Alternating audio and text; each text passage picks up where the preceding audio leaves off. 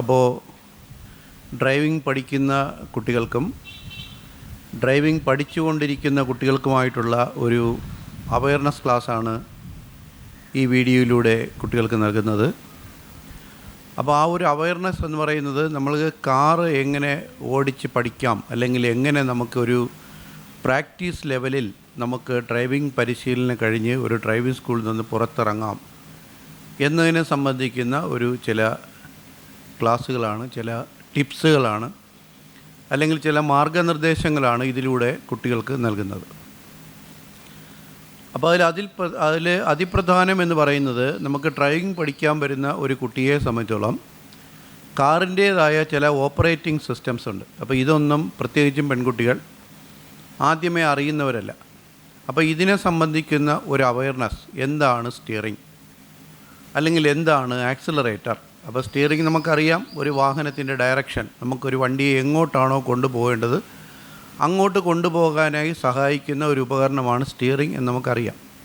അല്ലെങ്കിൽ നമ്മളൊരു ഡ്രൈവിംഗ് സ്കൂളിൽ വന്ന് അതിനെക്കുറിച്ച് നമ്മൾ പഠിക്കും. അല്ലെങ്കിൽ ബ്രേക്കിനെ കുറിച്ച് നമുക്കറിയാം ബ്രേക്ക് ഉണ്ട് എന്ന് വണ്ടിയിൽ അറിയാം, പക്ഷേ ബ്രേക്കിൻ്റെ ഉപയോഗം എന്താണ് എന്ന് ഒരു ഡ്രൈവിംഗ് സ്കൂളിൽ നിന്നോ അല്ലെങ്കിൽ അതിനെക്കുറിച്ച് അറിയുന്ന ഒരാളോ പറഞ്ഞു തരുമ്പോഴാണ് ബ്രേക്കിൻ്റെ ഉപയോഗം എന്ന് പറയുന്നത്. വാഹനത്തിൻ്റെ വേഗത കുറയ്ക്കാനും ഒരു വാഹനത്തിനെ നിർത്താനുമാണ് ബ്രേക്ക് ഉപയോഗിക്കുന്നത് എന്ന് നമ്മൾ പഠിക്കുന്നത്. അപ്പം നിർത്താനാണ് ബ്രേക്ക് ഉപയോഗിക്കുന്നത് എന്ന് പറയുമ്പോൾ ചില കുട്ടികൾ ആ ബ്രേക്ക് ചെയ്യുന്ന സന്ദർഭങ്ങളിൽ സഡനായി ഒരൊറ്റ ചവിട്ട് അങ്ങ് ചവിട്ടിക്കളയും. അപ്പോൾ യഥാർത്ഥത്തിൽ ഡ്രൈവിംഗ് സ്കൂളിലെ വണ്ടികളുടെ മുകളിൽ ഒരു ട്രയാങ്കിളിൽ എൽ എന്ന് പ്രദർശിപ്പിക്കുന്ന ഒരു ബോർഡ് വെച്ചിട്ടുണ്ട്. അതിനർത്ഥമെന്ന് പറഞ്ഞാൽ അത് പഠിപ്പിച്ചു കൊണ്ടിരിക്കുന്ന ഒരു വാഹനമാണ്, ലേണർമാരാണ് ആ വാഹനം ഓടിച്ചുകൊണ്ടിരിക്കുന്നത്. അപ്പോൾ അവർ വേണ്ടത്ര കാര്യപ്രാപ്തി ഉള്ളവരല്ല, പക്ഷേ അത് ഡ്യുവൽ കൺട്രോൾ സിസ്റ്റമുള്ള ഒരു കാറാണ്. എന്ന് പറഞ്ഞാൽ എന്തെങ്കിലും കാരണവശാൽ പഠിക്കുന്ന കുട്ടിക്ക് കൺട്രോൾ ചെയ്യാൻ പറ്റിയില്ലെങ്കിൽ ഇൻസ്ട്രക്ടർക്ക് വണ്ടിയെ സ്റ്റോപ്പ് ചെയ്യാൻ പറ്റും. പക്ഷേ ആ ബ്രേക്കിംഗ് ഇൻസ്ട്രക്ടർ ആ കുട്ടിയെ കൊണ്ട് ചെയ്യിപ്പിക്കുമ്പോൾ നമ്മൾ നേരത്തെ പറഞ്ഞ ആ ഒരു ടെക്നിക്കൽ നോളജ് കുറഞ്ഞ വിഭാഗത്തിൽപ്പെട്ട ഒരു കുട്ടിയാണെന്നുണ്ടെങ്കിൽ ആ കുട്ടി ബ്രേക്ക് ചെയ്യുന്നത് സഡൻ, പെട്ടെന്നായി പോകും. അപ്പോൾ പെട്ടെന്ന് ബ്രേക്ക് ചെയ്യുമ്പോൾ വണ്ടി പെട്ടെന്ന് നിൽക്കും. അങ്ങനെ പെട്ടെന്ന് നിൽക്കുമ്പോൾ പുറകിൽ വരുന്നൊരു വാഹനം വന്ന് ഈ ഡ്രൈവിംഗ് സ്കൂളിൻ്റെ വണ്ടിയുടെ പുറകിൽ ഇടിക്കും. അപ്പോഴങ്ങനെ ഇടിക്കാതിരിക്കാൻ വേണ്ടിയാണ് പബ്ലിക്കിനെ നമ്മൾ അറിയിക്കുന്നത്, അത് പഠിപ്പിച്ചു കൊണ്ടുപോകുന്ന വാഹനമാണ്, അതിൻ്റെ തൊട്ട് പിന്നിലൂടെ ഓടിച്ചു പോകാൻ പാടില്ല. പക്ഷേ നിർഭാഗ്യവശാൽ എല്ലാവരും ആ ഡ്രൈവിംഗ് സ്കൂളിൻ്റെ വണ്ടിയുടെ തൊട്ട് പിറകെ തട്ടിയില്ല എന്ന് പറഞ്ഞുകൊണ്ടാണ് കൊണ്ടുവന്നത്. അപ്പോൾ ആ ഇൻസ്ട്രക്ടർ പഠിപ്പിക്കുമ്പോഴെല്ലാം ബാക്കിൽ വണ്ടി ഉണ്ടോ എന്ന് നോക്കി സശ്രദ്ധം നോക്കിക്കൊണ്ടാണ് ആ കുട്ടിയെ ബ്രേക്കിംഗ് പഠിപ്പിക്കുന്നത്. അപ്പോൾ അവിടെ പഠിപ്പിക്കുമ്പം ചില കുട്ടികൾ പെട്ടെന്ന് ചില കുട്ടികളെന്ന് പറഞ്ഞാൽ അവർ ഓക്കെയാണ്, ബ്രേക്കാണ് എന്ന് പറയുമ്പോൾ അവർക്കറിയാം എങ്ങനെയാണ് എൻ്റെ ഓപ്പറേറ്റിംഗ് സിസ്റ്റം. ബ്രേക്ക് പെഡലിൽ കാല് വെച്ച് സാവധാനത്തിൽ ബ്രേക്ക് അപ്ലൈ ചെയ്യുക. പക്ഷേ ചിലർ ബ്രേക്ക് വയ്ക്കുന്നത് ചവിട്ടുന്നത് ഒന്നിച്ചായിപ്പോവും. അപ്പോൾ ഈ കുട്ടികളെയാണ് നമ്മൾ അവയർനെസ് ക്ലാസ്സിലൂടെ പഠിപ്പിച്ചെടുക്കേണ്ടത്. അപ്പോൾ ചില കുട്ടികൾക്ക് അങ്ങനെ ഒരു അവയർനെസ് ക്ലാസ്സിൻ്റെ ആവശ്യമില്ല, അവർക്കറിയാം ബ്രേക്ക് ഇങ്ങനെയാണ് ഓപ്പറേറ്റ് ചെയ്യേണ്ടത്. പക്ഷേ ചിലർക്കത് അറിയില്ല. നേരത്തെ പറഞ്ഞ സ്റ്റിയറിംഗ് സാവധാനത്തിലാണ് നമ്മൾ സ്റ്റിയറിംഗ് തിരിക്കുന്നത്. അപ്പോൾ എപ്പോഴും നമ്മൾ സാവധാനം തിരിച്ചാൽ മതിയോ എന്ന് ചോദിച്ചു കഴിഞ്ഞാൽ വാഹനത്തിൻ്റെ വേഗതയെ ആശ്രയിച്ചാണ് ആ സ്റ്റിയറിംഗ് തിരിക്കുന്നതിൻ്റെ സ്പീഡ് എത്രയാണ് ആവശ്യം എന്ന് നമ്മൾ മനസ്സിലാക്കേണ്ടത്. അപ്പോൾ അത് ആ പഠിക്കുന്ന കുട്ടിക്ക് ആ ഒരു ഐഡിയ കിട്ടണം, വാഹനത്തിൻ്റെ വേഗത ഇതാണ്, അപ്പോൾ ഈ വേഗതയ്ക്കനുസരിച്ച് ഇത്ര സ്പീഡിൽ സ്റ്റിയറിംഗ് തിരിച്ചാൽ മതി എന്ന് ആ കുട്ടിക്ക് പിടികിട്ടണം. പക്ഷേ അത് പിടികിട്ടാത്ത കുട്ടികൾ ഒരൊറ്റ തിരിപ്പങ്ങ് തിരിച്ചോളും. അപ്പോൾ യഥാർത്ഥത്തിൽ നമ്മളുടെ ഒരു കുട്ടി ഡ്രൈവിംഗ് പഠിക്കാനായി ലേണേഴ്സ് എടുത്തു കഴിഞ്ഞാൽ 30 ദിവസം കഴിയുമ്പോഴാണ് ആ കുട്ടിക്ക് ഡ്രൈവിംഗ് ടെസ്റ്റ് വരുന്നത്. അപ്പോൾ അതുകൊണ്ട് തന്നെ ഒരു കുട്ടിയുടെ ഡ്രൈവിങ്ങിൻ്റെ ക്ലാസ് നമ്മൾ ക്രമപ്പെടുത്തിയിരിക്കുന്നതും 30 ദിവസത്തെ ക്ലാസ്സുകളാണ്. അപ്പോൾ 30 ദിവസം കൊണ്ട് ഒരു കുട്ടി ഡ്രൈവിംഗ് ടെസ്റ്റ് അറ്റൻഡ് ചെയ്യുമ്പം നമ്മൾ ഈ നേരത്തെ പറഞ്ഞ ടെക്നിക്കൽ നോളജ് ഉള്ള കുട്ടികളും ടെക്നിക്കൽ നോളജ് ഇല്ലാത്ത കുട്ടികളും 30 ദിവസം കൊണ്ട് ഡ്രൈവിംഗ് ടെസ്റ്റ് നടക്കുമ്പോൾ മോട്ടോർ വെഹിക്കിൾ ഇൻസ്പെക്ടർ മുമ്പേ നമ്മൾ ഡ്രൈവിംഗ് പെർഫോം ചെയ്ത് കാണിക്കണം. അപ്പോൾ ഡ്രൈവിംഗ് എന്ന് പറയുന്നത് പെർഫോമൻസാണ്. അപ്പം സാറ് ഡ്രൈവിംഗ് ടെസ്റ്റ് ചെയ്യുമ്പോൾ നന്നായി ഓടിക്കാൻ പറ്റിയില്ല, അല്ലെങ്കിൽ നമ്മളിപ്പം ക്ലച്ച് എന്നൊരു ഉപകരണം വണ്ടിയിലുണ്ട്, അപ്പോൾ എഞ്ചിൻ്റെ കറക്കത്തിനെ വീലുകളിലോട്ട് പകർത്തി കൊടുക്കുക എന്നുള്ളതാണ് ക്ലച്ചിൻ്റെ ഉപയോഗം. എന്നിട്ട് അതുപോലെ തന്നെ ആ കറക്കത്തിനെ ഡിസ്കണക്ട് ചെയ്യുക. അപ്പോൾ നമ്മളെപ്പോഴും എഞ്ചിൻ്റെ കറക്കത്തിനെ വീലുകളിലോട്ട് പകർത്തി കൊടുക്കുന്നത് സാവധാനത്തിലായിരിക്കണം. അപ്പം നമ്മൾ ക്ലച്ചിൽ നിന്ന് കാലെടുക്കുന്ന എല്ലായ്പ്പോഴും സാവധാനത്തിലായിരിക്കണം എന്ന് നമ്മൾ കുട്ടികളോട് പറയാറുണ്ട്. അപ്പോൾ അതിന് ഏറ്റവും ഇപ്പം നമുക്കറിയാം, കാർ ഇപ്പം കണ്ടുപിടിച്ചിട്ട് എത്രയോ വർഷങ്ങളായി. ഈ കാറ് പഠിപ്പിച്ച അന്ന് മുതൽ തന്നെ ഡ്രൈവിംഗ് പഠിപ്പിക്കവും സ്റ്റാർട്ട് ചെയ്തു. അപ്പോൾ അന്ന് ഈ ഡ്രൈവിംഗ് പഠിക്കുന്ന കുട്ടികളും അന്നേ 2 വിഭാഗം കുട്ടികളുണ്ട്. പെട്ടെന്ന് പഠിച്ചെടുക്കുന്നവരും സാവധാനത്തിൽ പഠിച്ചെടുക്കുന്നവരും. അപ്പോൾ ഇത്തരം വീഡിയോ ഒക്കെ ഇത്തരം ലെക്ചർ ക്ലാസ്സുകളൊക്കെ നമ്മളിന്ന് അറേഞ്ച് ചെയ്തിരിക്കുന്നത് സാവധാനം പഠിച്ചെടുക്കുന്ന കുട്ടികൾക്ക് വേണ്ടിയാണ്. അപ്പോൾ 30 ദിവസങ്ങൾക്കുള്ളിൽ അവരുടെ പഠന നിലവാരം ഉയർത്തുക എന്നുള്ളതാണ് ഈ ഒരു ലെക്ചർ ക്ലാസ്സിൻ്റെ ഉദ്ദേശം. അപ്പോൾ 30 ദിവസം കൊണ്ട് അവരെ പഠന നിലവാരം നമ്മൾ ഉയർത്തണമെങ്കിൽ പഠിപ്പിക്കുന്ന അധ്യാപകൻ മാത്രം പരിശ്രമിച്ചിട്ട് കാര്യമില്ല. ആ പഠിക്കുന്ന കുട്ടിയും അതുപോലെ പെർഫോം ചെയ്താൽ മാത്രമേ ഒരു കുട്ടിയുടെ പെർഫോമൻസ് നമുക്ക് ഉയർത്തിയെടുക്കാൻ കഴിയുള്ളൂ. അപ്പോൾ ഇവിടെ ക്ലച്ചിനെ സാവധാനത്തിൽ കാലെടുക്കണം എന്ന് നമ്മൾ പറയുന്നു. അതിൻ്റെ അന്നത്തെ ആ ഒരു പച്ച മലയാളം വേണമെന്ന് പറഞ്ഞാൽ ക്ലച്ചിനെ താങ്ങിയെടുക്കുക എന്നാണ്. അതിനേക്കാൾ സ്യൂട്ടബിളായ മറ്റൊരു വേർഡ് മലയാളത്തിലില്ല. അപ്പോൾ ക്ലച്ച് നമ്മൾ എടുക്കുമ്പോൾ താങ്ങിയെടുക്കണം. ആ താങ്ങിയെടുക്കുന്ന എവിടെയാണ് നമ്മൾ താങ്ങേണ്ടത് വെച്ചാൽ കറക്റ്റ് ഹാഫ് ക്ലച്ച് എത്തുമ്പോഴാണ് ക്ലച്ചിനെ നമ്മൾ താങ്ങേണ്ടത്. അപ്പോൾ എന്താണ് ഹാഫ് ക്ലച്ച്? നിർത്തിയിരിക്കുന്നൊരു വാഹനം മുൻപിലോട്ട് അനങ്ങി തുടങ്ങുന്നത് ക്ലച്ച് പെഡൽ അതിൻ്റെ ഏത് ഭാഗത്തെത്തുമ്പോഴാണോ അതിനെയാണ് നമ്മൾ ക്ലച്ചിൻ്റെ ഹാഫ് ക്ലച്ച് എന്ന് പറയുന്നത്. അപ്പോൾ കറക്റ്റ് ആ ഹാഫ് ക്ലച്ചിൽ ക്ലച്ചിനെ നമ്മൾ താങ്ങിയെടുത്തു കഴിഞ്ഞാൽ എൻജിൻ്റെ കറക്കം ടയറുകളിലോട്ട് മാറുന്നത് അല്ലെങ്കിൽ ട്രാൻസ്ഫർ ആവുന്നത് നമ്മൾ അറിയുകയില്ല. പക്ഷേ നിർഭാഗ്യവശാൽ ഡ്രൈവിംഗ് പഠിക്കുന്ന കുട്ടികളൊക്കെ ക്ലച്ച് റിലീസ് ചെയ്യൂ അല്ലെങ്കിൽ ക്ലച്ചിൽ നിന്ന് കാലെടുക്കുമെന്ന് പറഞ്ഞാൽ അവർ ഒരു ചവിട്ടിക്കളെ. യഥാർത്ഥത്തിൽ ക്ലച്ച് ചവിട്ടേണ്ടതാണ് പെട്ടെന്ന്. എപ്പോഴും ക്ലച്ച് ചവിട്ടാൻ പറയുമ്പോഴും സഡനായി ഒരൊറ്റ ചവിട്ടായിരിക്കണം. അപ്പോൾ ക്ലച്ച് നമ്മൾ സഡനായി ചവിട്ടുന്നതിന് മുമ്പ് ആക്സിലറേറ്റർ എന്ന് പറയുന്ന ഒരു ഉപകരണമുണ്ട്. അത് വാഹനത്തിൻ്റെ വേഗത വർദ്ധിപ്പിക്കാനും ഒരു പരിധിവരെ വാഹനത്തിൻ്റെ വേഗത കുറയ്ക്കാനും ഉപയോഗിക്കുന്ന ഉപകരണമാണ്. ആ ഒരു പരിധി എന്ന് കഴിഞ്ഞാൽ ആ ഒരു പരിധിക്ക് കഴിഞ്ഞാൽ പിന്നെ വേഗത കുറയ്ക്കാൻ ആക്സിലറേറ്റർ കൊണ്ട് കഴിയില്ല. അവിടെ നമ്മൾ നേരത്തെ പറഞ്ഞ പോലെ ബ്രേക്ക് ഉപയോഗിക്കേണ്ടി വരും. അപ്പോൾ ഈ ആക്സിലേറ്റർ എന്ന് പറയുന്ന ഉപകരണത്തെക്കുറിച്ച് നമ്മൾ അറിയണമെങ്കിൽ നാളെ നമ്മൾ തനിച്ച് കാർ ഓടിക്കുന്ന സമയം വരണം. അപ്പോഴും നമ്മൾ ആക്സിലേറ്ററിൻ്റെ പുറത്ത് ഇങ്ങനെ കാർ പൊയ്ക്കൊണ്ടിരിക്കുക. നമ്മൾ ആക്സിലേറ്ററിൻ്റെ പുറത്ത് കാല് വെച്ചിട്ട് വളരെ മൈന്യൂട്ടായിട്ടായാലും തൊടുമ്പോൾ നമുക്കറിയാൻ കഴിയും വണ്ടിയുടെ സ്പീഡ് കൂടുന്നു. മൈന്യൂട്ടായിട്ട് നമ്മൾ കാലൊന്ന് റിലീസ് ചെയ്യുന്നു, അപ്പോഴും നമുക്കറിയാം വാഹനത്തിൻ്റെ വേഗത കുറയുന്നു. അങ്ങനെ അത്രയും സെൻസിറ്റീവാണ് ആ ആക്സിലേറ്റർ. പക്ഷേ പഠിച്ചുകൊണ്ടിരിക്കുന്ന കുട്ടികൾ ആക്സിലേറ്റർ കൊടുക്കാൻ പറയുമ്പോൾ അവർ ഒരു ചവിട്ടും ഒരു എടുപ്പുമാണ്. അപ്പോൾ നേരത്തെ പറഞ്ഞ കാറ്റഗറിക്കകത്തുള്ള കുട്ടികളാണ് അങ്ങനെ ഒരു ചവിട്ടും ഒരു എടുപ്പും ചെയ്യുന്നത്. അപ്പോൾ അങ്ങനെയല്ല, ആക്സിലേറ്ററിൽ കാല് വെച്ച് നമ്മൾ ഫസ്റ്റിൽ കൊടുക്കുന്ന ആക്സിലേറ്റർ വളരെ സാവധാനം നമ്മൾ ആക്സിലേറ്റർ കൊടുക്കുമ്പോൾ എൻജിൻ്റെ സ്പീഡ് വർദ്ധിച്ചതായിട്ട് നമുക്കറിയാൻ പറ്റും. അത് കഴിഞ്ഞിട്ട് മാത്രമേ 2, 3, 4, 5 എന്ന് പറയുന്ന ആ ഒരു റേഞ്ചിലോട്ട് നമ്മൾ ചവിട്ടി താഴ്ത്താൻ പാടുള്ളൂ. അതുപോലെ സ്പീഡ് കുറയ്ക്കാൻ പറയുമ്പോഴും ആ ആക്സിലേറ്റർ കൊണ്ട് തീരുന്നത് എൻഡ് ആവുന്നത് വളരെ സാവധാനത്തിലായിരിക്കണം. അപ്പോൾ ഇത് നമ്മൾ നേരത്തെ പറഞ്ഞ ആ ഒരു ടെക്നിക്കൽ നോളജ് കുറഞ്ഞ കുട്ടികൾ, ടെൻഷനാവുന്ന കുട്ടികൾ, വെപ്രാളം വരുന്ന കുട്ടികൾ, ഒരു വണ്ടിയെ സ്റ്റാർട്ട് ചെയ്യുമ്പോൾ എല്ലാ കൺട്രോളും നഷ്ടപ്പെട്ടു പോകുന്ന കുട്ടികളൊക്കെ ഡ്രൈവിംഗ് സ്കൂളിലിരുന്നു കൊണ്ട് അവിടെയുള്ള ഡെമോൺസ്ട്രേഷൻ സിസ്റ്റത്തിൽ ഇതുപോലെ ക്ലച്ചാണോ പ്രശ്നം, ക്ലച്ചിനെ ചവിട്ടി പ്രാക്ടീസ് ചെയ്യുക, ആക്സിലേറ്ററാണോ പ്രശ്നം, ആക്സിലേറ്ററിൻ്റെ ചവിട്ടി പ്രാക്ടീസ് ചെയ്യുക, സ്റ്റിയറിംഗ് ആണോ ആ പ്രശ്നം, സ്റ്റിയറിങ്ങിനെ തിരിച്ചും ലെവൽ പൊസിഷനിൽ കൊണ്ടുവന്ന് പ്രാക്ടീസ് ചെയ്യുക. അതല്ല ഗിയർ ഇടുന്നതാണോ പ്രശ്നം, അങ്ങനെയാണെന്നുണ്ടെങ്കിൽ ഗിയർ. അപ്പോൾ ഗിയർ നമുക്കറിയാം, ഗിയറുകൾ നമ്മൾ ഇപ്പോൾ ഡ്രൈവിംഗ് പഠിക്കുന്ന കുട്ടികളെ സംബന്ധിച്ചോളം പഠിപ്പിക്കുന്നത് 4 ഗിയറുകളാണ്. ഇപ്പോൾ ഗിയറുകൾ നമുക്കുണ്ട് മുൻപിലോട്ട് പോകാനും പുറകിലോട്ട് പോകാനും. എൻജിൻ്റെ ടോർക്കിനെ വ്യത്യാസപ്പെടുത്താനാണ് നമ്മൾ ഗിയറുകൾ ഉപയോഗിക്കുന്നത്. അപ്പോൾ അതിലേറ്റവും പവർ കൂടിയ ഗിയർ എന്ന് പറയുന്നത് ഫസ്റ്റ് ഗിയറാണ്. അപ്പോൾ നമ്മൾ ഫസ്റ്റ് ഗിയർ ഉപയോഗിക്കുമ്പം ആ സ്പീഡോമീറ്ററിൻ്റെ സ്പീഡെന്ന് പറഞ്ഞാൽ 0 കിലോമീറ്റർ സ്പീഡിലാണ് നിൽക്കുന്നത്. അവിടെ നിന്നാണ് നമ്മൾ സ്പീഡ് വരുത്തി ഓരോരോ ഗിയറുകൾ മാറ്റി ഫസ്റ്റ് ഗിയറിൽ നിന്ന് തുടങ്ങി എത്രയും പെട്ടെന്ന് വേഗത വരുത്തി 4th ഗിയറിൽ എത്തിക്കുക എന്നുള്ളതാണ് ഡ്രൈവിംഗ് പഠിക്കുന്നൊരു കുട്ടി ഏകദേശം വണ്ടി റോഡിൽ ഓടിച്ചു തുടങ്ങിയാൽ ആ കുട്ടി പ്ലാൻ ചെയ്യുന്നതാണ്. ഫസ്റ്റ് ഗിയർ ഇട്ട് വണ്ടി എടുത്തു കഴിഞ്ഞു, ഇനി ഓരോ ഗിയറിൻ്റെയും ആവശ്യമായ സ്പീഡ് വരുത്തി എത്രയും പെട്ടെന്ന് 4th ഗിയറിലെത്തുക എന്നൊരു ഐഡിയ ആ കുട്ടിക്കുണ്ടെങ്കിൽ മാത്രമേ ആ കുട്ടിക്ക് ഫസ്റ്റ് ഗിയറിൽ നിന്ന് സ്പീഡ് വരുത്തി എത്രയും പെട്ടെന്ന് 4th ഗിയറിലെത്തിക്കാൻ പറ്റുള്ളൂ. പക്ഷെ അങ്ങനെ ഒരു ഐഡിയ ഇല്ലാത്തൊരു കുട്ടിയെ സംബന്ധിച്ചോളം ആ കുട്ടി ഫസ്റ്റ് ഗിയർ ഇട്ട് വണ്ടി ഇങ്ങനെ വലിച്ചുകൊണ്ട് പോകും. അടുത്ത ഗിയർ ഇടൂ എന്ന് പറയുമ്പം അവർ അടുത്ത ഗിയർ ഇടും. വീണ്ടും അവരിങ്ങനെ ആക്സിലേറ്റർ കൊടുക്കൂ എന്ന് പറയുമ്പോൾ എന്തിനാണ് ആക്സിലേറ്റർ കൊടുക്കുന്നത്? അത് എൻജിൻ്റെ സ്പീഡ് വർദ്ധിപ്പിക്കുന്നതിന് വേണ്ടിയാണ്. എന്തിനാണ് എൻജിൻ്റെ സ്പീഡ് വർദ്ധിപ്പിക്കുന്നത്? അപ്പോൾ അത് അടുത്ത ഗിയറിലോട്ട് മാറ്റുന്നതിന് വേണ്ടിയാണ്. അപ്പോൾ എഞ്ചിൻ്റെ സ്പീഡ് വർദ്ധിച്ചു കഴിഞ്ഞാൽ എന്ത് ചെയ്യണം? നമ്മൾ സഡനായി ക്ലച്ച് ചവിട്ടി ആക്സിലേറ്റർ കുറയ്ക്കണം. ഒരു കാല് താഴുന്നു, മറ്റേ കാല് വരുന്നു. ഗിയർ ഇട്ടതിന് ശേഷം ക്ലച്ചിനെ നമ്മൾ പകുതിയിൽ, നേരത്തെ പറഞ്ഞ ഹാഫ് ക്ലച്ചിൽ കൊണ്ട് നിർത്തുക. അവിടെ നിന്ന് ക്ലച്ച് ഉയരുന്നതനുസരിച്ച് ആക്സിലേറ്റർ കൊടുത്ത് സ്പീഡ് വരുത്തുക. അപ്പോൾ ഇവിടെ നമ്മൾ എഞ്ചിൻ്റെ സ്പീഡ് വന്നാലും അത് ആ കുട്ടിക്ക് മനസ്സിലാവില്ല.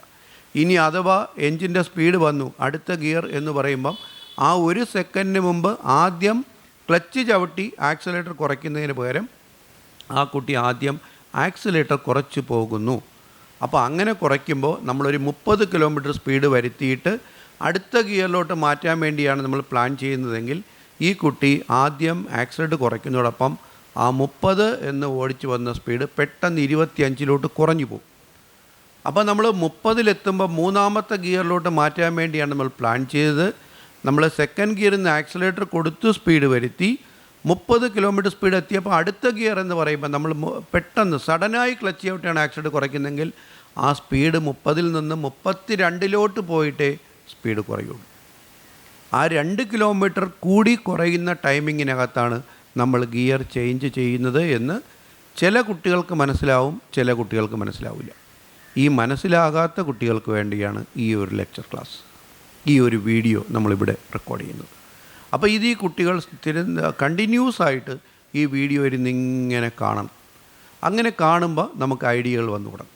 അപ്പോൾ നമ്മളിപ്പോൾ ഒരു ഡ്രൈവിംഗ് തുടങ്ങുന്നതിന് മുമ്പ് ബേസിക് ആയിട്ടുള്ള കുറച്ച് കാര്യങ്ങളൊക്കെ പഠിപ്പിക്കുന്നുണ്ട്. നേരത്തെ നമ്മൾ പറഞ്ഞ ഉപകരണങ്ങളെല്ലാം. അപ്പോൾ അതെല്ലാം നിങ്ങൾ നന്നായി ചെയ്ത് പ്രാക്ടീസ് ചെയ്യുക എന്നുള്ളതാണ് ഈ വീഡിയോയുടെ ചുരുക്കം. എന്ന് പറഞ്ഞാൽ നമ്മൾ സ്റ്റിയറിങ്ങും അതുപോലെ തന്നെ ആക്സിലേറ്ററും ബ്രേക്കും ക്ലച്ചും ഗിയറും ഉപയോഗിച്ച് നമുക്ക് പദം വരണം. ഈ പദം വരിക എന്ന് പറയുന്നതും മലയാളത്തിലെ നമ്മൾ നേരത്തെ ക്ലച്ചിൻ്റെ കാര്യം പറഞ്ഞില്ല, ക്ലച്ചിനെ താങ്ങിയെടുക്കുക എന്ന് പറയുന്ന പോലെ ഏറ്റവും ഇമ്പോർട്ടൻ്റ് ആയിട്ട് വാക്കാണ്. അപ്പോൾ ഒരു കുട്ടി പറയുന്നു, സാർ എനിക്ക് കാർ ഓടിക്കുമ്പോൾ പേടിയാവുന്നു സാർ. അപ്പോൾ എന്താണ് നിങ്ങളെ പേടി? അത് സ്റ്റിയറിംഗ് ആണ് സാർ പേടി എന്ന് പറഞ്ഞാൽ ആ കുട്ടിക്ക് സ്റ്റിയറിംഗ് ബാലൻസ് ആയിട്ടില്ല എന്നർത്ഥം. അപ്പോൾ ആ കുട്ടിക്ക് സ്റ്റിയറിംഗ് ബാലൻസ് വരുമ്പം അയാളുടെ പേടി മാറും.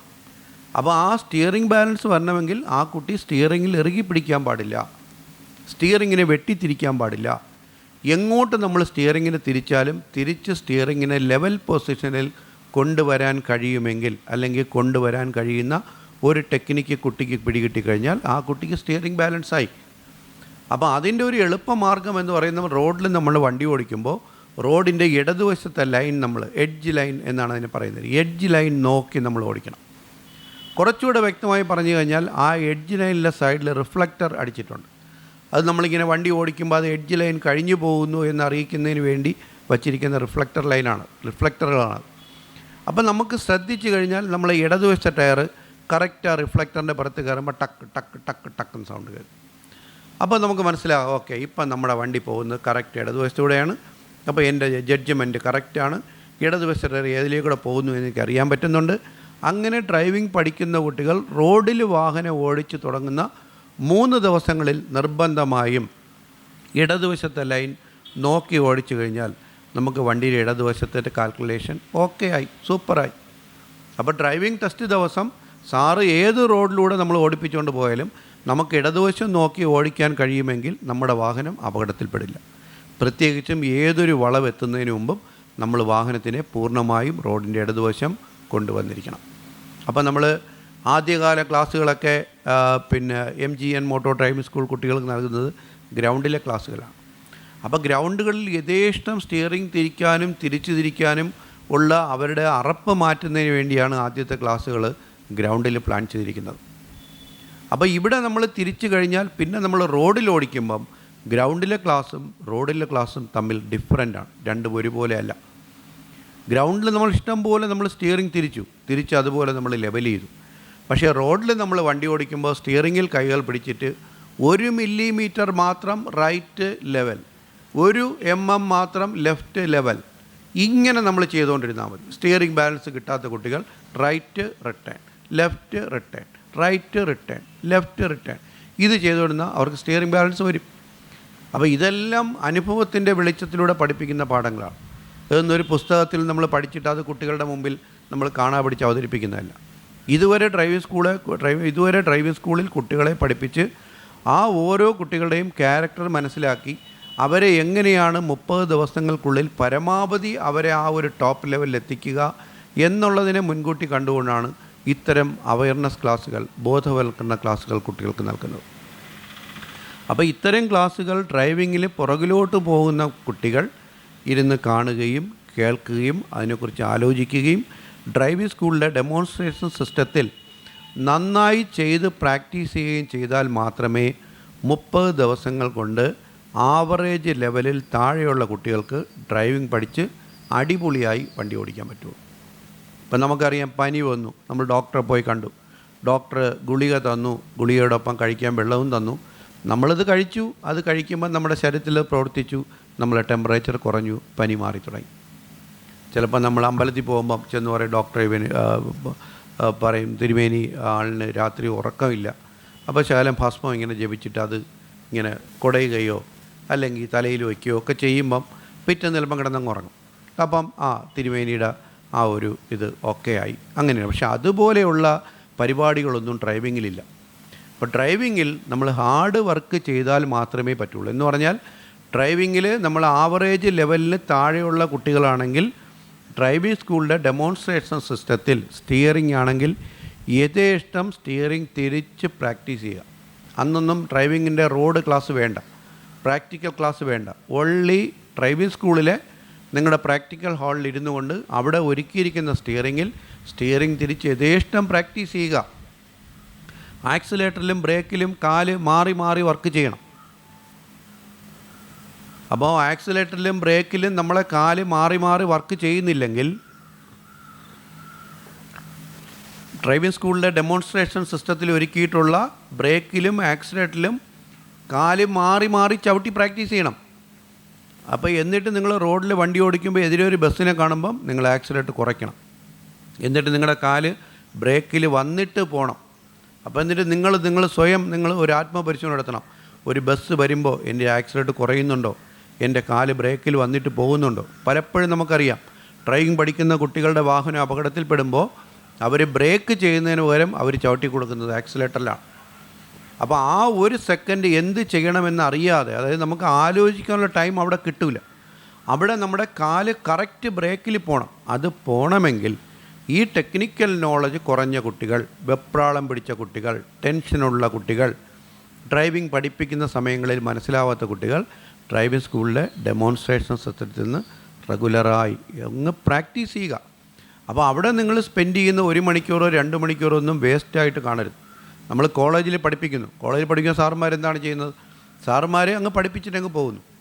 എക്സാം വരുമ്പോൾ നമ്മൾ നന്നായി പഠിച്ചെഴുതിയാലേ നമുക്ക് ഫുൾ മാർക്ക് കിട്ടുള്ളൂ. അല്ലാതെ സാറ് കമ്പും കൊണ്ടിരുന്ന് നിങ്ങളെ പഠിപ്പിക്കില്ല. അപ്പോൾ അതുപോലെയാണ് ഡ്രൈവിംഗ് സ്കൂൾ. ഒരു പരിധിക്കപ്പുറം കുട്ടികളെ നമുക്ക് ഇന്നത്തെ കാലഘട്ടത്തിൽ പ്രഷർ കൊടുക്കാൻ പറ്റില്ല. അത് പ്രഷർ കൊടുക്കുമ്പോൾ സാറ് വഴക്ക് പറയുന്നു, അല്ലെങ്കിൽ സാറ് നമ്മളെ പേടിപ്പെടുത്തുന്നു എന്നുള്ള ആരോപണങ്ങൾക്കിടയാവും. അപ്പോൾ സാറ് എന്തുകൊണ്ട് ബഹളം ഉണ്ടാക്കുന്നു എന്ന് ചോദിച്ചു കഴിഞ്ഞാൽ, സാർ ഉദ്ദേശിക്കുന്ന പോലെ ഞാനാകുന്നില്ല, ഞാൻ ബ്രേക്ക് ചെയ്തെന്ന് പെട്ടെന്നായി പോകുന്നു. അങ്ങനെ സഡനായി ബ്രേക്ക് ചെയ്താൽ പുറകിൽ വരുന്ന വണ്ടി നമ്മുടെ കാറിൻ്റെ പുറകിലിടിക്കും. അതാണ് സാർ പറഞ്ഞുകൊണ്ടിരിക്കുന്നത്. പക്ഷേ ബ്രേക്ക് ചെയ്യുമ്പോൾ അതെനിക്ക് കറക്റ്റായിട്ട് ക്ലിക്കാവുന്നില്ല. പേടിക്കേണ്ട, ഡ്രൈവിംഗ് സ്കൂളിലെ ഡെമോൺസ്ട്രേഷൻ സിസ്റ്റത്തിൽ നിന്ന് നിങ്ങൾ നിരന്തരം ചെയ്ത് പ്രാക്ടീസ് ചെയ്യൂ. പ്രാക്ടീസിലൂടെ നിങ്ങൾക്ക് കരകയറാൻ കഴിയുമെന്നുള്ളത് ഉറപ്പാണ്. പക്ഷേ അത് നിങ്ങൾ പ്രാക്ടീസ് ചെയ്യാലേ പറ്റുള്ളൂ. ഞാൻ ക്ലച്ച് ചവിട്ടുമ്പോൾ സാവധാനത്തിലായി പോകുന്നു. ഡ്രൈവിംഗ് സ്കൂളിലെ ഡെമോൺസ്ട്രേഷൻ സിസ്റ്റത്തിൽ ഇരുന്നുകൊണ്ട് സഡനായി ക്ലച്ച് ചവിട്ടി പ്രാക്ടീസ് ചെയ്യൂ. അല്ലെങ്കിൽ ക്ലച്ചും ആക്സും തമ്മിലുള്ള കോമ്പിനേഷൻ കറക്റ്റ് ആവുന്നില്ല. ക്ലച്ചും ആക്സിലായിട്ട് മാറി മാറി ചവിട്ടി പ്രാക്ടീസ് ചെയ്യും. ഒരു കാല് ഉയരുമ്പോൾ ഒരു കാല് താഴണം, ഒരു കാല് താഴുമ്പോൾ മറ്റേ കാല് ഉയരണം. എപ്പോഴും ക്ലച്ച് എടുക്കുമ്പോഴും പകുതിയിൽ നിർത്തിയെടുക്കുക. പകുതിയിൽ നിന്ന് ക്ലച്ച് ഉയർന്നു കഴിഞ്ഞാൽ ആക്സിലേറ്റർ കൊടുത്ത് സ്പീഡ് വരുത്തണം. അപ്പോൾ ഡ്രൈവിങ്ങിൻ്റെ ആദ്യകാല ക്ലാസ്സുകളെല്ലാം നമ്മൾ സാവധാനത്തിലാണ് പഠിപ്പിക്കുന്നത്.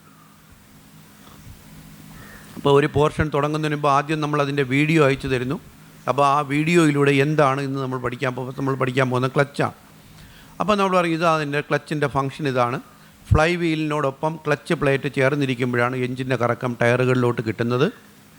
അപ്പോൾ ക്ലച്ച് പ്ലേറ്റിനെ ഫ്ലൈ വീലുമായിട്ട് അടുപ്പിക്കുന്നത് പ്രഷർ പ്ലേറ്റാണ്. അപ്പോൾ പ്രഷർ പ്ലേറ്റും ക്ലച്ച് പ്ലേറ്റും അടുപ്പിച്ചിരിക്കുന്നത് ക്ലച്ച് അസംബ്ലിക്കകത്താണ്. അപ്പോൾ ക്ലച്ച് അസംബ്ലിക്കകത്താണ് ക്ലച്ച് പ്ലേറ്റ് ഫംഗ്ഷൻ ചെയ്യുന്നത്. അപ്പോൾ നമ്മൾ ക്ലച്ച് ചവിട്ടുമ്പോൾ ക്ലച്ച് ഫ്ലൈ വീലുമായിട്ട് അടുക്കുകയും, അല്ലെങ്കിൽ ഫ്ലൈ വീൽ ഇപ്പോൾ ക്ലച്ച് ചവിട്ടുമ്പോൾ ഫ്ലൈ വീലിൽ നിന്ന് ക്ലച്ച് പ്ലേറ്റ് പുറകിലോട്ട് പോകുമ്പോഴാണ് എഞ്ചിൻ്റെ കറക്കം ഡിസ്കണക്റ്റ് ആവുന്നത്. അപ്പോൾ നമ്മൾ ക്ലച്ചിൽ നിന്ന് കാലെടുക്കുമ്പോഴാണ് എഞ്ചിൻ്റെ ക്ലച്ച് പ്ലേറ്റ് ഫ്ലൈ വീലുമായിട്ട് ചേർന്ന് വരുന്നത്. അപ്പോൾ അവിടെ ആ ക്ലച്ച് പ്ലേറ്റ് ഫ്ലൈ വീലുമായിട്ട് ചേരുന്നതിന് തൊട്ട് മുമ്പാണ് ഒരു വൈബ്രേഷൻ അനുഭവപ്പെടുന്നത്. നമ്മൾ ഹാഫ് ക്ലച്ചാണ് വണ്ടി മൂവ് ചെയ്യാൻ പോകുന്നതെന്നൊക്കെ അറിയുന്നത് അവിടെ വെച്ചാണ്. അപ്പോൾ ഇതിനെ സംബന്ധിക്കുന്ന ഒരു വീഡിയോ കുട്ടികൾക്ക് നമ്മൾ അയച്ചു കൊടുക്കുന്നുണ്ട്. ആ വീഡിയോടൊപ്പം തന്നെ ടെക്സ്റ്റ് മെസ്സേജും അതിൻ്റെ കൂട്ടത്തിലുണ്ട്. അപ്പോൾ ഇതെല്ലാം നമ്മൾ തലേ ദിവസമേ ഒന്ന് പഠിച്ച് പ്രിപ്പയർ ആയിട്ട് വന്നിട്ട് പിറ്റേന്ന് ഡ്രൈവിംഗ് സ്കൂളിൽ ഒന്നുകൂടെ ഒന്ന് റിവിഷൻ ചെയ്ത് അത് നമ്മളെ ഡെമോൺസ്ട്രേഷൻ സിസ്റ്റത്തിൽ നമ്മൾ ചെയ്ത് പ്രാക്ടീസ് ചെയ്ത് മൂന്നാമത്തെ ദിവസം നിങ്ങളെ ഗ്രൗണ്ടിലിട്ട് വണ്ടിയെ തനിച്ച് നിങ്ങൾ ഓടിപ്പിച്ചു. ഒരു കളിപ്പാട്ടം, ഒരു ടോയ് കാർ ഓടിക്കുന്നത് പോലെ. അപ്പോൾ എന്തുകൊണ്ട് നിങ്ങൾക്കങ്ങനെ ചെയ്യാൻ കഴിഞ്ഞു? നിങ്ങളെ ക്ലച്ച് കൺട്രോൾ കറക്റ്റ് ആയതുകൊണ്ടാണ്. അതെങ്ങനെ നിങ്ങൾക്ക് ചെയ്യാൻ കഴിഞ്ഞു? തലേ ദിവസം നമ്മൾ വീഡിയോ കണ്ടു, പിറ്റേന്ന് ഡ്രൈവിംഗ് സ്കൂളിൽ ക്ലാസ് അറ്റൻഡ് ചെയ്തു, ഡെമോൺസ്ട്രേഷൻ സിസ്റ്റത്തിൽ നമ്മളിത് ചെയ്തതിന് ശേഷം കാറിൽ ചെയ്തു. ഓക്കെ, അപ്പോൾ അവിടെ എന്ത് സംഭവിച്ചു? പ്രാക്ടീസ്. അപ്പോൾ പ്രാക്ടീസ് എന്ന് പറയുന്നത് അത്യന്താപേക്ഷിതമാണ്. അപ്പോൾ ഇവിടെ നിങ്ങൾ ഓക്കെ അല്ലെന്നുണ്ടെങ്കിൽ നിങ്ങളെ നിർബന്ധിച്ച് പഠിപ്പിക്കാൻ കഴിയില്ല. കാരണം അത് ഇതല്ല, നിങ്ങൾ സ്വയം പഠിച്ചെടുത്താൽ മാത്രമേ ആ ഒരു പെർഫോമൻസ് നിങ്ങൾക്ക് വരുള്ളൂ. അപ്പോൾ എല്ലാ കാര്യങ്ങളും ചെയ്യുന്നതിന് വേഗത വേണം. അപ്പോൾ പറയണം, സാർ എന്നെ കൊണ്ട് എല്ലാ കാര്യവും വേഗതയിൽ ചെയ്യാൻ പറ്റില്ല, എനിക്ക് ടൈം വേണം. ഓക്കെ, നമ്മളിപ്പോൾ തിരക്കുള്ള റോഡിൽ പോയി നിൽക്കുകയാണ്. അവിടെ ട്രാഫിക് ലൈറ്റ് ചുവപ്പായിരുന്നു, ചുവപ്പ് മാറി പച്ച കത്തിയാൽ അപ്പോഴും നമ്മൾ മറ്റ് വണ്ടികൾ പോകുന്നതോടൊപ്പം നമ്മളെ വണ്ടിയും മൂവ് ചെയ്യണം. അവിടെ മൂവ് ചെയ്തില്ലെങ്കിൽ ബാക്കിലുള്ള വണ്ടികൾ നമ്മൾ ഹോൺ അടിച്ച് ഡിസ്റ്റർബ് ചെയ്യും. അപ്പോഴും നമുക്ക് അവരോട് പറയാൻ പറ്റുമോ, ഞാൻ പയ്യെ അല്ല. അപ്പോൾ ഒരു പരിധി കഴിഞ്ഞാൽ, അപ്പോൾ നമ്മൾ 30 ദിവസത്തെ ക്ലാസ്സുകളിൽ ആദ്യത്തെ 15 ദിവസത്തെ ക്ലാസ്സുകൾ, അതിൽ 10 ദിവസത്തെ ക്ലാസ്സുകൾ കൊണ്ട് നമ്മൾ എല്ലാ കാര്യങ്ങളും ബേസിക്കായിട്ട് പഠിച്ചെടുക്കും. 11 മുതൽ നമ്മൾ അതിന് വേഗത വരുത്തി പിന്നെ വേഗതയിൽ ചെയ്യണം. അപ്പോൾ 10 ദിവസത്തെ ക്ലാസ്സുകൾ നമുക്ക് സമാധാനമായി പഠിക്കാനുണ്ട്. അടുത്ത 10 ദിവസത്തെ ക്ലാസ്സുകൾ വേഗതയിൽ നമ്മൾ ചെയ്യണം. ടോട്ടൽ 20 ദിവസത്തെ ക്ലാസ്സായി. 10 ദിവസത്തെ ക്ലാസ്സുകൾ എച്ചാണ്. അപ്പോൾ ഈ 10 ദിവസത്തെ ക്ലാസ്സുകൾ എച്ചിന് വേണ്ടി പ്ലാൻ ചെയ്യുമ്പം അതും ഇതുപോലെ ടെക്നിക്കൽ നോളജുള്ള കുട്ടികൾ എച്ചിൻ്റെ ക്ലാസ്സുകൾ അവർ 2-3 ദിവസം കൊണ്ട് അവർ ഓക്കെ ആക്കും. അവർ സാർ എച്ച് ഓക്കെയാണ്, പ്രശ്നമൊന്നുമില്ല, ഏത് ഡയറക്ഷൻ എടുപ്പിച്ചാലും അവരെടുക്കും. പക്ഷേ ചില കുട്ടികളെ സംബന്ധിച്ചോളം അവർക്ക് ഈ 10 ദിവസം എച്ചെടുക്കാൻ മതിയാകാതാവും. ഇത് പഠിപ്പിക്കാത്തതുകൊണ്ടല്ല, നമ്മൾ വിശദമായ ഈ പറഞ്ഞ രീതിയിലെല്ലാം അവരെ പഠിപ്പിച്ചതാണ്. പക്ഷേ സാറ് എന്താണ് ഉദ്ദേശിച്ചത് ആ രീതിയിൽ അവരെ മൈൻഡ് പ്രവർത്തിക്കാത്തതാണ് അവിടെ എച്ച് പരാജയപ്പെടാനുണ്ടായ കാരണം. അപ്പോൾ നമ്മൾ സൈഡ് മിററുകളിലൂടെയാണ് നമ്മൾ നോക്കുന്നത്. ഇപ്പോൾ റിവേഴ്സ് വരുമ്പോൾ സൈഡ് മിററിലൂടെ വലതു ഭാഗത്തോട്ടുള്ള കമ്പിയെ ചേർന്ന് അകത്തോട്ട് നമ്മൾ കയറ്റുന്നത് എച്ചെടുക്കുന്നത് നാളെ നമ്മൾ കാർ ഷെഡിനകത്ത് നമ്മൾ കാറ് കയറ്റുന്നതിൻ്റെ ഒരു പരിശീലനമാണത്.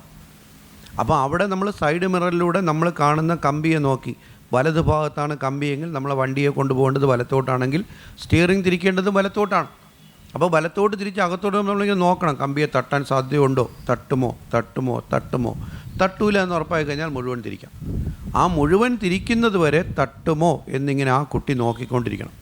പക്ഷേ അവിടെ ആ ടൈമിൽ ആ കമ്പിയെ ശ്രദ്ധിക്കാതെ വേറെ ഭാഗങ്ങളിലോട്ട് നോക്കുന്ന കുട്ടിക്ക് എച്ചെടുക്കാൻ കഴിയില്ല. അപ്പോൾ അവിടെ നോട്ടം, വിഷൻ എന്ന് പറയുന്നത് വളരെ ഇമ്പോർട്ടൻ്റാണ്. അപ്പോൾ ചില കുട്ടികൾക്ക് ആ ഒരു നോട്ടം വരുന്നത് ഏകദേശം 5, 6, 7 ദിവസം കഴിയുമ്പോഴാണ്. ആ 7 ദിവസം കഴിയുമ്പോഴേ ആ കുട്ടിക്ക് എച്ചെടുത്ത് തുടങ്ങാൻ കഴിയുള്ളൂ.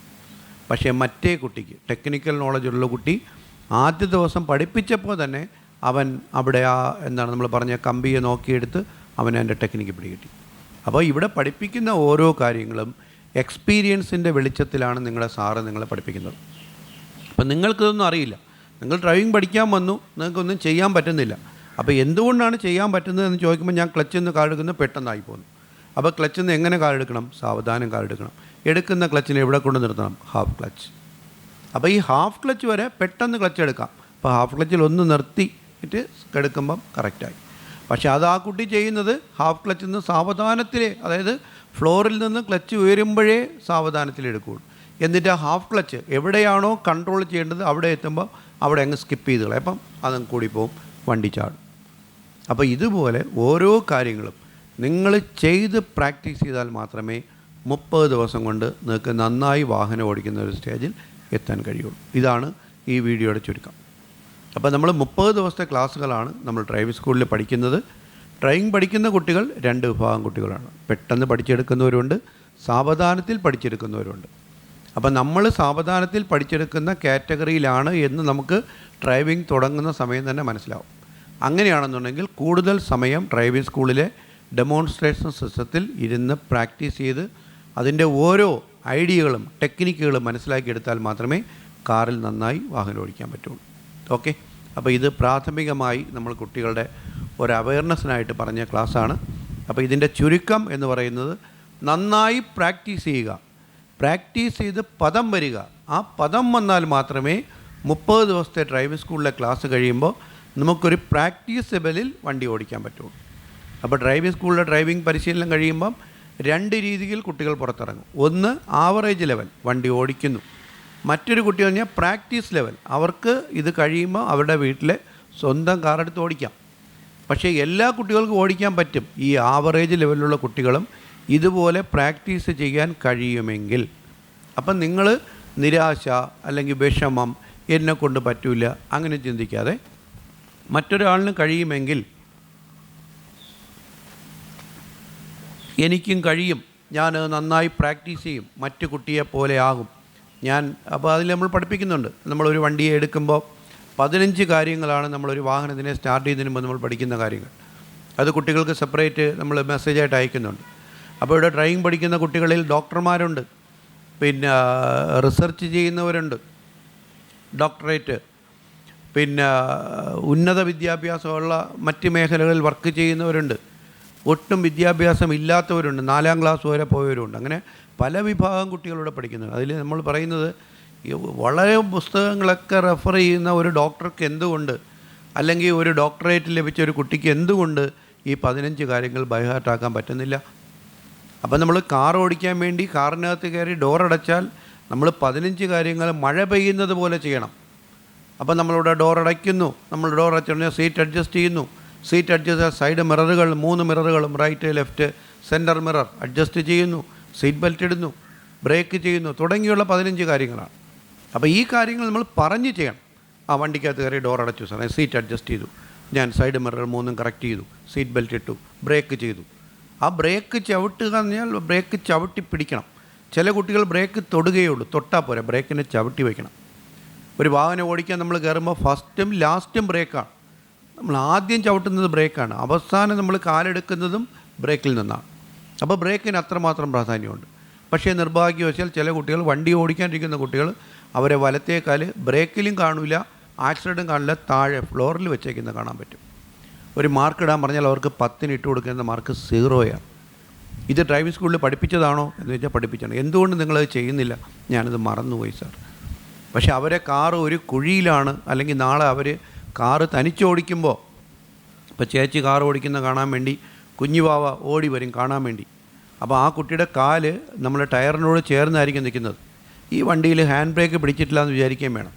ഈ ഓടിക്കാൻ പോയ കുട്ടി ആദ്യം ബ്രേക്കിന് പകരം ക്ലച്ച് ചവിട്ടി വണ്ടി പറകിലോട്ടിറങ്ങി. ആ കുട്ടിയുടെ കുഞ്ഞുവാവയുടെ കാലിൽ ടയർ കയറി. കുഞ്ഞുവാവ കരയുന്നു, ഉടൻ നമ്മൾ ബ്രേക്ക് ചെയ്യുന്നു, അപ്പോഴത്തേക്ക് കാലിൻ്റെ പുറത്ത് ടയർ കയറി നിൽക്കുകയാണ്. കുഞ്ഞുവാവ അങ്ങ് കരഞ്ഞുകൊണ്ടിരിക്കുകയാണ്.